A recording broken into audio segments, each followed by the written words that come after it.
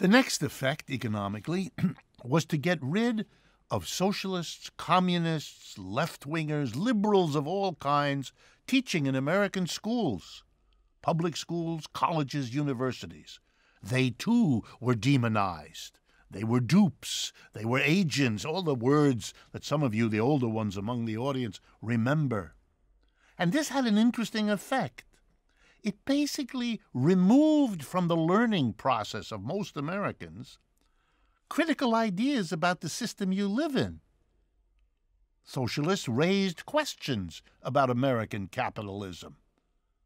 Communists raised questions. They offered alternatives. They made people able to see that capitalism has flaws and capitalism has weaknesses, and that there are people who have struggled with those and come up with better solutions to problems.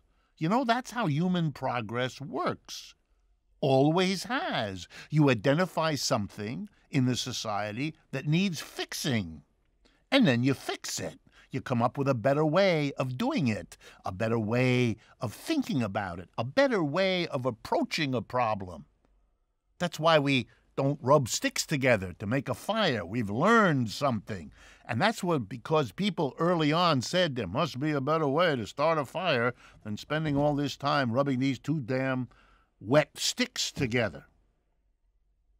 Well, if you don't criticize capitalism in school, you prevent people from learning to think critically about their system, and that undercuts progress. It makes you stay with the system you got because you're afraid to think critically. You're afraid to allow a teacher to raise with students the questions of flaws and faults, things that could be done better, ways of approaching questions and solving problems in a different way. All of that was gotten rid of across the board in the United States. Not 100%, you never can do that, but overwhelmingly. And even those professors who were left, who weren't left-wing but were left in their jobs, were afraid to say anything because they saw what happened to their colleagues and they didn't want it to happen to them. But the purge went even deeper and further. There was that famous case of the Hollywood 10. The government got rid of, and absolutely with the cooperation of the big film studios in Hollywood, of all kinds of progressive, left-wing, socialist, communist, liberal filmmakers, writers, artists, actors, actresses, destroyed their careers to get the message across that Hollywood was not to make movies that make working people heroes. It was to make movies that said our industrial leaders were captains of industry.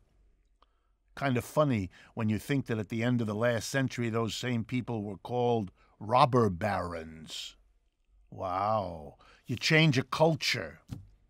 And so whether the movies or the TV shows that came in, or the radio shows, or the schools or the universities or the colleges or the labor movement, wherever the purge could go, it went, hounding people for their ideas, hounding people for the questions they asked, silencing an entire generation.